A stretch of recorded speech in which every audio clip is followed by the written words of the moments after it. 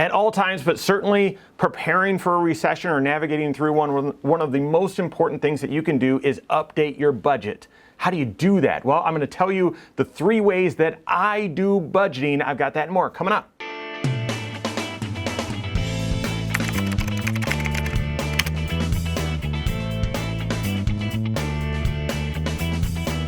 My name's Mike Bernard. I'm the host of the Wise Money Show. I'm also one of the certified financial planners right here at Korhorn Financial Group. Make sure you hit that subscribe button, turn on notifications, and smash that thumbs up button. Budget's like a 4-letter word. Budget feels like a turtleneck. It's constricting. It's requirements. It's limiting. I'm not free. I know, guys, this is someone that's budgeted for 20 years, but I also know that I'm hardwired to be more frugal and careful, and that's not all of us, okay? But budgets are really intended to be the opposite. They're not intended to be some awful, limiting, restricting thing. It's meant to bring you freedom. In the same way, and gosh, don't get mad at me here, but if you're an athlete doing training, sounds rigid and I'm forced to do this. No. That actually gives you the skill set. It strengthens you so that you're able to do more when you're competing, okay? Less fun analogy, but dieting, just like eating the right things, that feels restrictive. No, that allows you to live a life maybe that's pain-free or worry-free. You have less things to worry about with your health. And so with your budget, okay, with your cash flow, budgeting isn't about telling you what things you can't spend money on.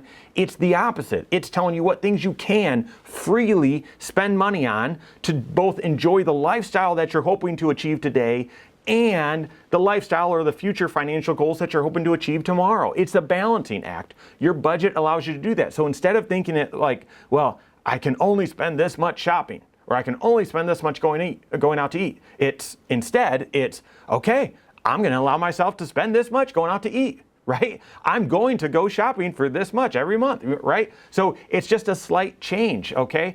Going into a recession, going into some challenging financial times is, it's worrisome. And yet the very first thing that I've told you in many videos as we've talked about recession and current state of the economy is update your budget, update your budget, update your budget. And I don't want to sound like a broken record, so I thought, okay, how do I budget? When I'm telling you, make sure you update your budget, how do I do that? How do we at Korhorn Financial Group, the team of certified financial planners, how do we coach and help our clients with budgeting as opposed to just say, well, go do this task?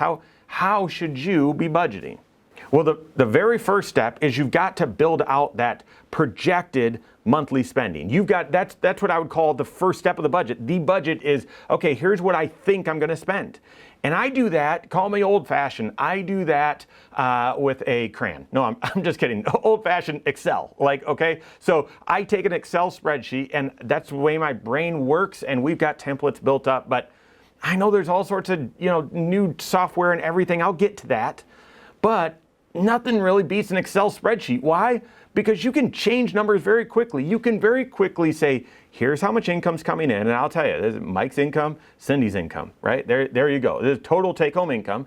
And then I break it down on that Excel sheet to fixed expenses and then variable expenses. And I can easily adjust those numbers. Fixed expenses, well, mortgage is this. Fixed expenses, life insurance is this. Netflix is this. Those things. The things that are going to come up every single month and I know the exact amount, the Verizon bill, those sorts of things, right? So I've got all of those that I input, and then variable expenses. These are expenses that are also going to come up every single month, but I've got some discretion over them. Okay, the amount's not going to be the same every single time, and that's why you need to build your budget in Excel or something like that, because you're going to have to adapt that number, those numbers a lot of times to be able to see, well, how are things fitting? Okay, the last category though, so if it's income, and that I use take-home income at that point because that's really what you care about when you're doing a budget. How much income is coming into the household? I then I break it down by fixed expenses, variable expenses, and then savings. Okay, savings. I do gifts. If you prioritize giving in your budget, which you should, I would put that up there at fixed. Okay, fixed expenses, assuming that your income is fixed as well. So, but savings is that third category, and I'll get to that in just a second. But Why do I use Excel? I already told you, it's very flexible. I can, if I've got X amount of income, then I can then say, well, our budget typically, it seems like we're going to spend X amount going out to eat, but then I can fill in everything else. And I can look and say, oh, that's not giving me a lot of margin, or no, I'm actually going the wrong direction, or you know what, maybe I was being a little too careful on that going out to eat number. Reality is this, and we've got the resources. We could actually spend more going out to eat if we needed to, travel, sports, or whatever, right? So you can quickly make some adjustments, and because you can just have that math, how we have our template set up is, takes your income and then subtracts those 3 categories of expenses, and you can see what your disposable income, what your discretionary, not disposable, what your discretionary income is, how much margin you have automatically because of the Excel formulas. So that's the first thing. I build in Excel, but then the second thing I've already alluded to, and that's breaking out that delayed spending. That's the savings category, okay? Because hopefully you're saving mostly for your long-term goals right out of your paycheck, so it's not even landing on your take-home. If you're saving for college or some other things, then you'll put that in the savings. But part of budgeting that most people fail is they look at their budget on a monthly basis. What are my monthly income? What are my monthly expenses? Yeah, but what about all your non-monthly expenses? If you're not accounting for those in your monthly budget, well then when those show up, it's gonna break your budget and you're gonna be in crisis, okay? So kind of step 2 is I create another page. We've got another document, part of our budgeting system, that walks people through the potential areas of non-monthly or irregular expenses. We call it delayed spending.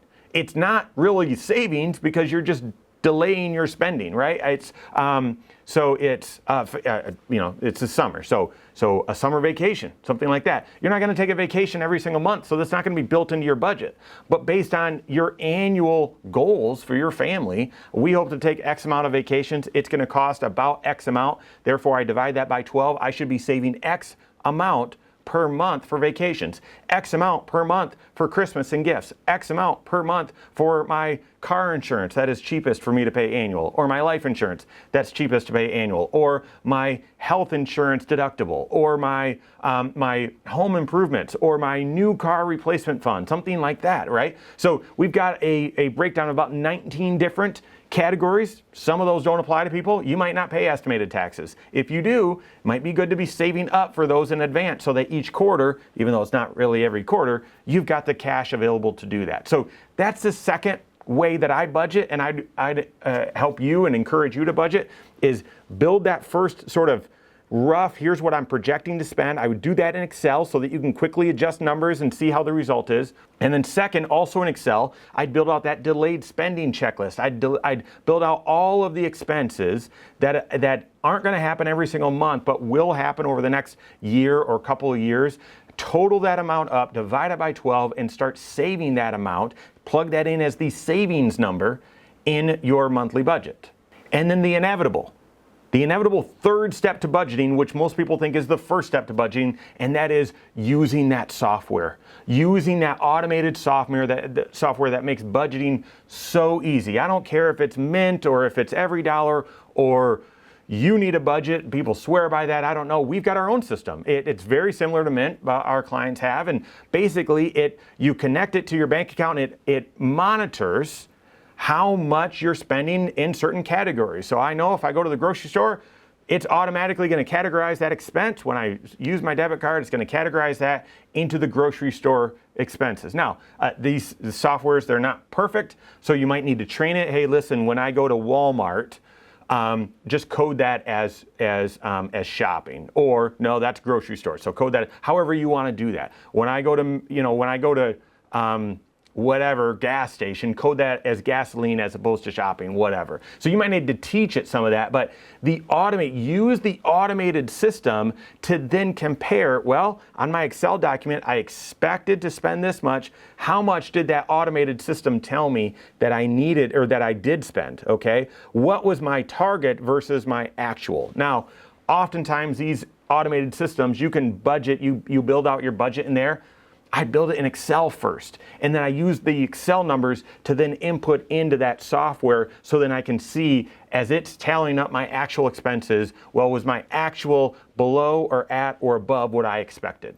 So that's how I budget. That's how I'd recommend you budget. That's how we recommend our clients budget. And then on an ongoing basis, whether that's every 3 months, whether that's every 6 months, or however, whatever the right pattern of tuning into that is, I would encourage you to do so. Those of you where things are very tight, just talked, 2 weeks ago, that nearly a third of people that make $250,000 or more are living paycheck to paycheck. Nearly 40% of all individuals making 6 figures or more are living paycheck to paycheck. Guys, that is a lot. If that is you, you can't just set up this budget and forget it. Involvement is the catalyst of change. So therefore, tune into this thing. I used to do it weekly. I don't anymore, but I used to every single Sunday go to church, and then I'd update the budget and just, again, not update the budget like do all of this manual work, but just tune into the automated system. All right, here's how much we spent in the last week. Here's our trend for the month. Are we close or are we ahead of where we expected that we would be at this point? Get involved. Involvement is the catalyst for change. So, big idea, doing a budget isn't this threat and it's not this, punishment. It is liberating. It is freedom. And it's a discipline that will provide lots of financial freedom to you over your lifetime if you have the discipline to stick with it. So that's the process on how to budget. Work with your CFP. You've got a unique financial situation that's just unique to you. You might think it's the same as your coworkers or your neighbors or your family member. It's different. You've made different choices. You've got different goals for your lifestyle, different goals for your financial future. Your budget and cash flow management is unique to you. Work with your certified financial planner. Make sure that you've got the right budget, that you're prioritizing the right goals, and you're making the right adjustments during this economic time. If you don't have a CFP on your team, you can contact one on my team. Find us online, Korhorn.com. That's Korhorn with K, wisemoneyshow.com. You can find us there as well, or give us a call, 574-247-5898. All right, there you have it. Go out and take your next wise step in your financial life.